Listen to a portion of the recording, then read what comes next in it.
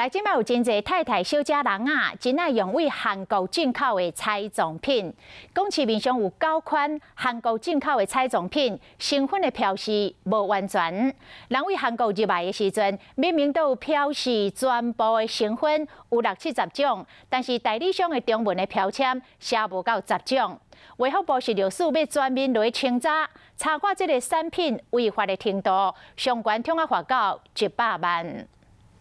桌顶有9种韩国的化妆品，比油、化妆水、抹粗皮的油胶、温体霜，还有烘拍的，但是标示有问题。它只标示7种，原装进口的这些韩文标示有60多种。立委何兴顺伊讲，伊接到投诉，抓去市面顶悬买这产品，发现讲每一种外包装的成分标示拢无完全，阿爸内底嘛无全成分的说明，其中有一种佫无许可的证明。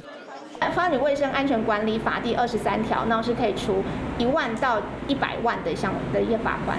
卫福部食药署药妆组针对进口的烘拍的化妆品包装来看，初步的判断是已经违反化妆品卫生安全管理法，相关的当罚100万。记者照票头顶悬写的卡电话过去问，厂商讲已经是做下架，因为我们本身就发现它是有问题啊，所以我们就已经先去跟卫生局做讨论。卫福部食药署药妆组呼吁民众买化妆品的时阵，注意外包装，爱有品名、用途、用法，还有保存的方法、全成分、警示的标语等等，上好是伫店面内底买，若是有问题，才找得到人。